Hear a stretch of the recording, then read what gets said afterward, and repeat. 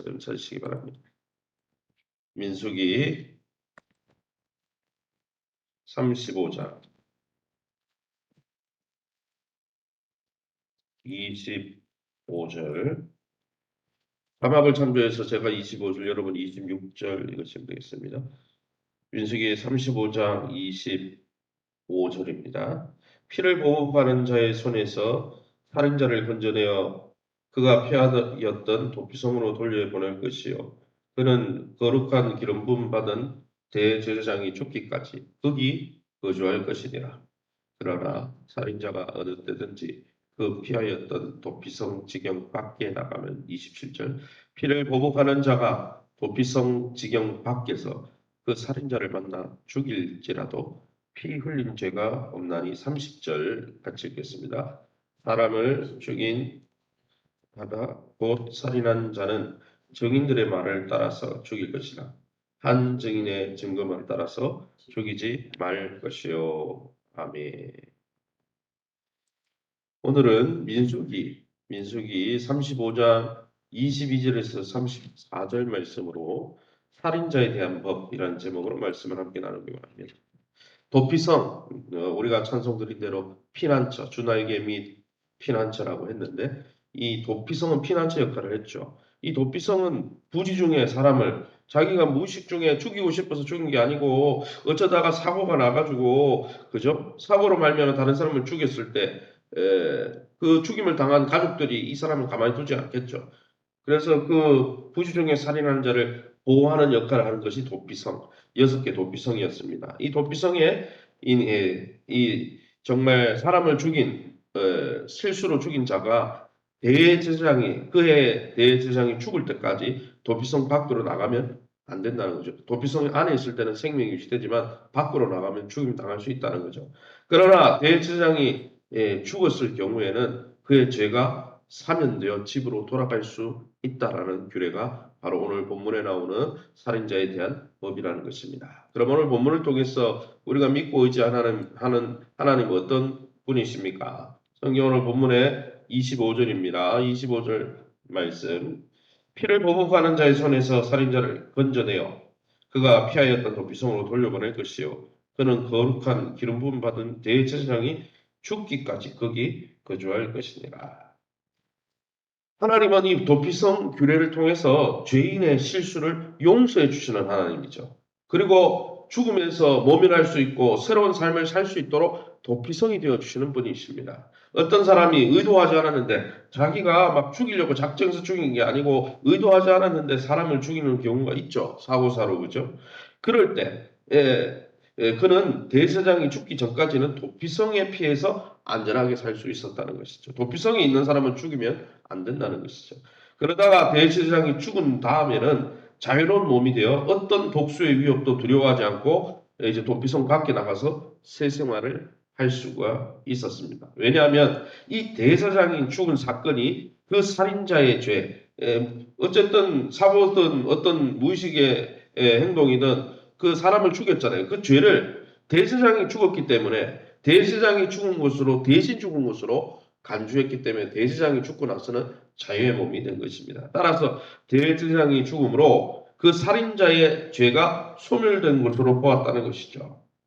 이것은 우리 죄를 위해서 대신 죽으시고 우리를 영원히 살리시려고 부활하셔서 하늘 우편에 있는 대제사장 예수 그리스도의 사역을 생각나게 하는 상징적인 구약의 사건이죠. 우리의 대제사장으로 오신 예수 그리스도의 죽음은 우리 모든 죄를 소멸해 주시고 완벽한 그분의 의로움을 덧입혀 주셔서 새로운 삶을 살 수 있도록 우리로 자유를 준다는 것입니다. 그러기에 여러분, 예수 그리스도, 우리의 영원한 의여, 우리의 영원한 용서의 속죄의 근거가 되시는 대제사장 되신 예수 그리스도 안에 거하며, 우리의 영원한 도피성 안에 거하며 주님이 주시는 새로운 삶을 누리시기를 예수님 이름으로 축원합니다. 그럼 오늘 본문을 통해서 우리에게 주시는 교훈이 무엇입니까?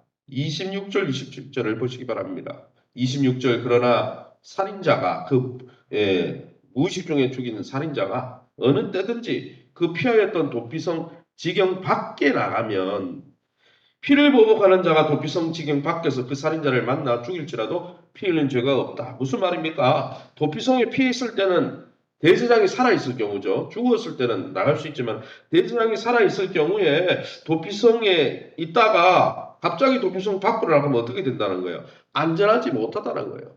도피성 안에서만 안전하다는 거예요.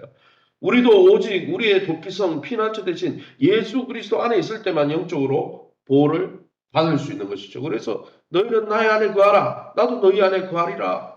너희가 나를 떠나서는 아무것도 할 수 없다라고 예수님 말씀하시지 않았습니까? 여러분 하나님의 긍휼로 허락해 주신 대제사장 또 피난처 대신 예수 그리스도라는 성을 떠나면 우리는 영적으로 죽을 수밖에 없다는 거예요. 그래서 여러분 구원받을 때 칭이 예수님 믿을 때 의인이라 부름받는 것도 예수님의 피값으로 이루어지는 것이고 우리가 성화되며 하나님을 닮아가는 인생의 여정도 예수 안에 있을 때 하나님을 닮아가고 예수 안에 있을 때 예수님이 주시는 능력으로 열매를 맺는 거지. 처음에 구원은 세례받을 때 예수님 능력으로 받았지만 내가 내 의지로 내 계획대로 기도하지도 않고도 말씀 보지도 않고 성령에 의지하지 않고 내 마음대로 살겠다. 절대 그렇게 못 사는 거죠. 또 죄의 구렁텅이에 빠지고 죄의 사망의 권세에 눌려버리는 것이죠. 그러기에 사랑하는 성도 여러분, 매 순간 예수 그리스도의라는 놀라운 도피성에 그 품 안에 예수님 품 안에 있는 것이 복임을 확신하시기 바랍니다. 이 하루도 예수 그리스도에게서 단 한 발짝도 떠나지 마시고 주님 곁에 바짝 붙어 주님이 주는 생명을 공급받는 저와 여러분 되시기를 예수님 이름으로 축원합니다. 마지막으로 30절입니다. 사람을 죽인 모든 자, 곧 살인한 자는 증인들의 말을 따라서 죽일 것이나 한 증인의 증거만 따라서 죽이지 말 것이요. 이것은 무슨 말입니까? 이렇게 도피성으로 피해가지고 사고로 내가 사람 죽이려고 해서 한 게 아니고 이렇게 한 사람들은 도피성이라는 피난처가 있었죠. 죄를 미워하고 죄를 싫어하고 하나님 앞에 회개하고 그렇게 이제는 죄대로 살지 않으려고 하는 사람들이 어쩔 수 없이 실수로 범한 죄들은 용서받았지만은 죄를 작정하고 모의하고 고의로 죄를 짓고자 작정하고 계획한 사람들은 어떻게 한다는 거예요? 도피성으로 피해도 죽을 수밖에 없었다는 거예요. 그러니까 하나님은 죄를 용납하는 분이 아니에요. 그래서 자꾸 요즘 진보주의자들이 하나님은 죄도 용납한다. 죄가 아니고 성경을 고쳐서라도 그건 죄가 아니다. 사람의 권리다. 이렇게 얘기하는데 엉뚱한 소리예요. 성경을 하나도 모르는 소리예요. 도피성의 피해도 작정하고 죄를 계획하고 죄인 줄 알면서도 살면은 용서받을 길이 없는 거예요. 회개하지 않고 죄를 시인하지도 않고 죄가 인권이다. 죄가 권리다. 그러면 그 사람은 용서받을 길이 없는 거죠. 심판에 설 수밖에 없는 거죠. 그런 고의적으로 사람을 죽인 사람은 어떻게 하라는 거예요? 심판하라는 거예요. 살인자를 처벌할 경우에 근데 어떻습니까? 사람을 죽일 때, 사람을 심판할 때는 신중해야 한다는 것이죠. 살인죄가 입증되려면 사건에 대해 한 사람 이상의 증인이 있어야 된다고 했습니다. 두 사람은 있어야 되죠. 사형은 한 번 집행되면 다시 돌이킬 수 없기 때문에 설령 다른 사람을 고의적으로 죽인 사람을 처벌할 때도 신중하라고 말씀하시는 것이죠. 또 의도적인 살인으로 판결을 받으면 보석금을 주고 요즘처럼 뭐 보석금을 주거나 또 아니면 뭐 풀어주거나 이런 거는 안 된다는 거예요. 죄는 반드시 심판한다는 것입니다. 실수로 사람을 죽인 경우에도 대제사장의 죽음으로 속죄를 받기 전에 도피성 밖으로 나가면 죽임 당한 것처럼 여러분 실수가 아니라 고의로 죄를 먹고 마시고 고의로 그 죄가 죄인 줄 알면서도 돌이키지 않으면 하나님의 용서의 방법은 없다는 거예요. 하나님이 돌이키지도 않는데 회개하지도 않는데 죄를 시인하지도 않고 인지하지도 않고 죄를 고의적으로 계속 짓는데 용서의 길이 있다. 그런 건 성경에 없습니다. 여러분 십자가가 뭡니까? 누군가는 그런 이야기를 하더라고요. 십자가 지기까지 사랑한 거 아니냐? 왜 십자가 졌겠습니까? 왜 아들을 십자가 위에서 처단했겠습니까? 우리 죄에 대한 심판이라는 거예요. 하나님은 우리의 죄를 예수님을 통해서 심판하셨다는 거예요. 그걸 믿고 이제는 죄에 굴복하지 않고 죄로부터 자유해서 이제는 하나님의 뜻대로 살겠다고 예수 믿는 것이 진짜 예수 믿는 것이죠. 예수님을 주인으로 모신 것이죠. 예수님이 주인으로 모셨는데 죄를 계속 짓고 죄가 아니라고 그러고 그렇게 하는 거는 말이 안 되는 거예요. 사랑하는 성도 여러분. 하나님은 하나님이 백성이 거룩하게 살길 원하신다는 것이죠. 그러기에 사랑하는 성도 여러분, 거룩하신 성령 안에 거하면서 또 도피성 되신 예수 안에 거하면서 날마다 주님의 긍휼하신 가운데 용서받을 뿐 아니라 이제는 죄와 버타지 않고 주님의 뜻대로 죄로부터 자유한 거룩하고 생명력 넘치는 삶을 성령 안에서 넘치도록 사시는 저와 여러분 다 될 수 있기를 예수 이름으로 축원합니다. 이 시간에 우리 아침에서 기도합니다. 기도하실 때 우리의 죄를 속하시기 위해서 온전한 속죄제물 되신 예수님께 날마다 찬양과 감사를 드리며 주님 안에 날마다 거하게 도와주시고 주 성령 안에 거하면서 생명과 경건의 능력을 공급하여 주셔서 우리가 거룩한 삶을 살 수 있게 달라고. 거룩한 삶도 성령이 도와주지 않으면 살 수 없는 거예요. 내 능력으로 살 수 없어요. 하나님 성령 충만하게 도와주시고 날마다 주님의 보혈로 우리를 맑게 씻어 주옵소서. 교회가 내적으로 외적으로 잘 재건될 수 있도록 세우신 교회와 좋은 관계를 맺게 하시고 그런 건강한 믿음 가운데 함께 우리가 건강과 기업과 자녀들의 미래를 축복해 달라고. 또 이순자 권사님이 이제 재활치료를 받고 이제 많이 회복이 되고 있는 가운데 있는데 또 우리 김우식 집사님이 또 집에서 이렇게 이렇게 하시다가 등뼈가 두 부분이 골절이 됐다고 합니다. 위해서 기도해 주셔서 강건하게 회복되게 해달라고. 그 외에도 환우들을 위해서 우리 합심해서 동성으로 기도합니다. 주여 하나님 아버지 은혜 감사합니다. 하나님의 은혜 가운데 주님께서 긍휼히 여겨 주옵소서.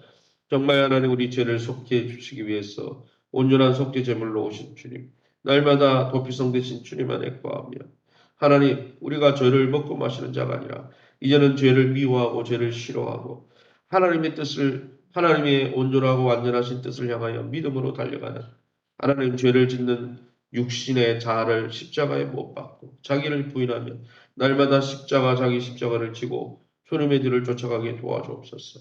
생명과 경건의 능력을 매일 공급해 주마 약속하신 주님, 성령 안에서 우리의 육체의 생명을 유지하는 데 필요한 능력을 부어 주실 뿐 아니라 우리의 경건 생활을 하는 데 필요한 모든 하나님의 전신갑주를 빌려 입혀 주셨어. 우리가 더 이상 죄에 농락당하지 아니하고 죄의 미혹에 빠지지 아니하고 사단의 가스라이팅에 미혹당하여 어긋난 길로 가지 않도록 주님 날마다 주의 말씀을 옳게 분별하며 부끄러울 것이 없는 일꾼으로 그 말씀 앞에 자신을 드리는 아름답고 존귀하며 순종의 삶을 살아갈 수 있도록 우리로 인도하여 주옵소서.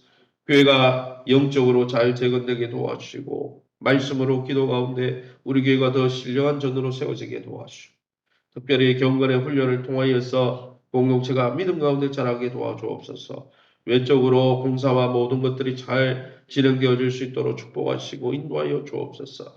세우신 교회 또 하나님 좋은 교회 또 하나님 횃불 교회가 하나님 주님의 몸인 줄 알고 주님의 몸을 받들듯이 주님 사랑하듯이 교회를 사랑하는 마음을 부어주시고 하나님 의견이 다르고 생각이 달라도 그리스도 안에서 하나 되기를 힘쓰며 화평하기를 힘쓰는 아름다운 성도들 될 수 있도록 축복하여 주옵소서. 건강을 더하여 주옵소서. 이순자 권사님을 만져 주옵소서. 하나님 또 김호식 집사님이 또 등뼈가 골절되었다고 합니다. 하나님 그 골절된 부위가 깨끗하게 아버지의 원래 자리를 잘 붙게 도와주시고 또 뼈와 뼈 사이에 붙는 물질들이 잘 나와서 건강한 모습으로 속히 우리 성도들과 만날 수 있도록 인도하여 주옵소서. 특별히 이외에도 또 이점수 장로님 또 이렇게 장인어른 또 몸이 아버지 갑자기 불편해서 또 서울로 이송되었다고 하는데 하나님 아버지 그 연약함을 만져주시고 깨끗하게 치유해 주옵소서. 강건케 하여 주옵소서. 이외에도 아버지 많은 환우들을 만져 주옵소서. 하나님 우리 성도들의 기업을 축복하여 주옵소서. 물질의 고난 가운데 있는 성도님들 건져주시고 우리 자녀들의 앞길을 놓고 기도하는 우리 성도님들 경건한 자의 후손은 피난처가 있다고 말씀하신 말씀 약속 따라 하나님께서 친히 피난처가 되어주시고 저들의 미래가 되어 주시옵소서. 이 새벽에 주의 보좌 앞에 나와 기도하는 성도님들 약속의 말씀 붙들고 실족하지 않고 믿음으로 기도할 수 있도록 하나님의 응답받는 믿음을 더하여 주시고 그 믿음 가운데 하나님의 선하심을 맛보는 이 하루 되게 도와 주시옵소서. 모든 영광 하나님께 돌려드리며 예수 이름으로 기도합니다. 아멘.